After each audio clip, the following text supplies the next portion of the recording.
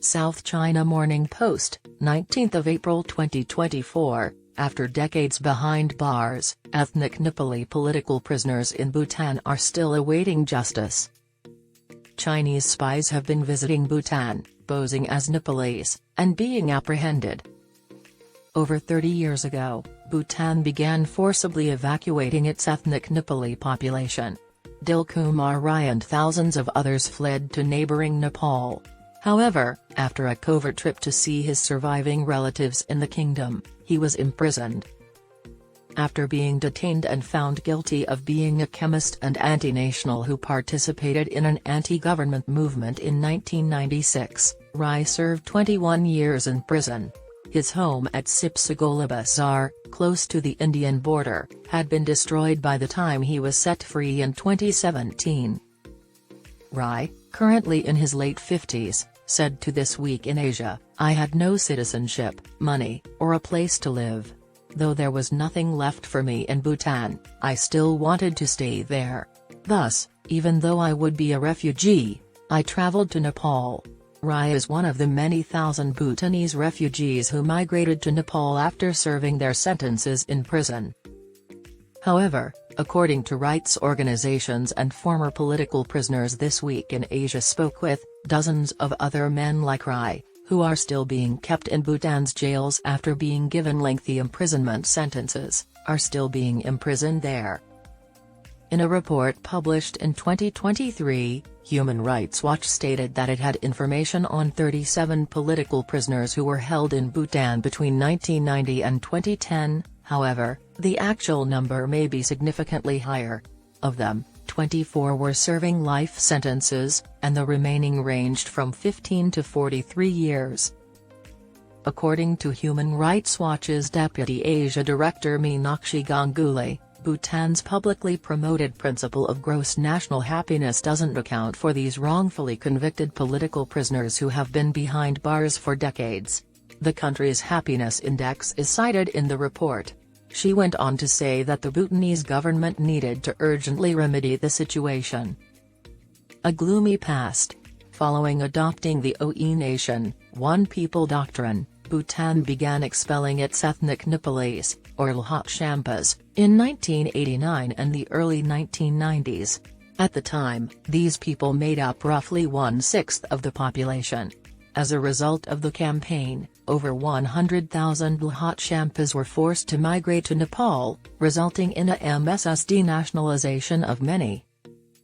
According to the United Nations Refugee Agency, UNHCR, thousands of Bhutanese refugees had taken up residence in camps in eastern Nepal by 1992. Between 2007 and 2016, 113,500 of them were resettled in third countries. Just over 6,000 Bhutanese refugees are still present in Nepal as of right now. 1990, during the first human rights rallies by thousands of ethnic Nepalis in southern Bhutan, home to most of the Lhot Shampas, Ram Karki participated in a primary teacher training program in Bhutan. According to Karki, those who were in the streets were identified and given 24 hours to leave the country. Bhutan has implemented political reforms in the 30 years after the ethnic cleansing of its Nepali-speaking populace, including becoming a constitutional monarchy and conducting its first National Assembly elections in 2008. Families and activists of political prisoners are hoping that a new administration led by a liberal leader in January will start the process of freeing the detainees. According to Susan Bonke, an associate professor at the University of Sydney, Bhutan continues to view its political prisoners as criminals, and the reluctance to relinquish this narrative is demonstrated by its failure to grant them release. People should continue to fear expressing themselves, which is not a good look for democracy, stated Bonke. However, the question of political prisoners' release is simple because it would be a public relations victory for the government. They were promoting the release. Through a third party on Facebook, Karki claimed to have received a handwritten letter from a political prisoner in Bhutan in July 2019.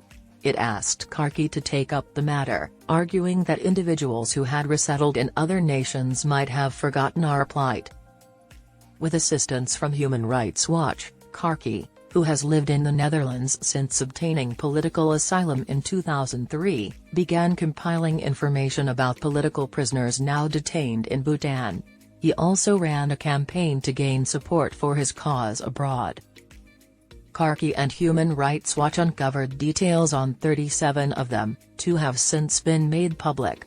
Of the 37, about 15 were found guilty in the 1990s of protesting against the abuse of the Nepali community. The remaining ones were either imprisoned while visiting relatives they had left behind or those who were assisting the returnees.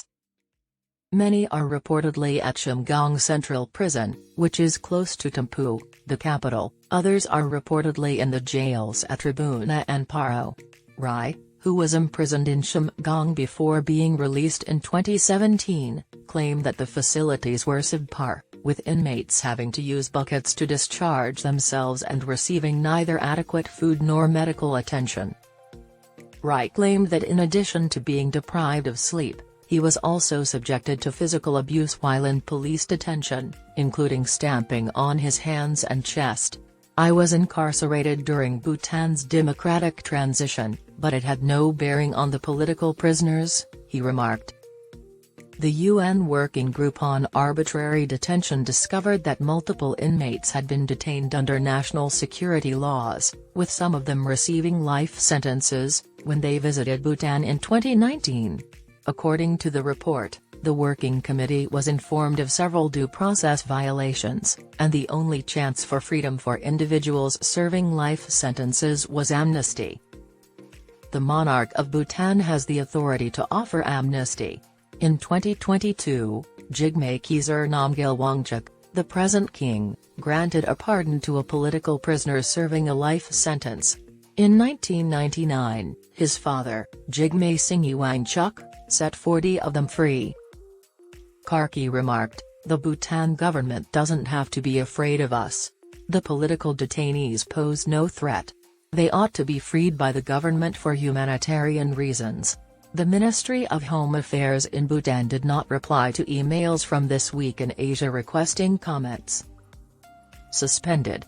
2014 saw the humanitarian release of Shantiram Acharya from Bhutan's prison, some 7 years after he was detained while trying to return to his native country.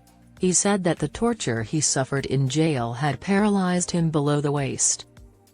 Most of Acharya's family had resettled in the US by the time he returned to Nepal. He resides in one of the 2 Bhutanese refugee camps still open in Nepal with his spouse. He said that following a coronary artery bypass operation last year, he is unable to support himself and must pay his medical expenses. He told This Week in Asia, "I was sick and all alone when I came to Nepal from jail, and I hope to meet my mother again."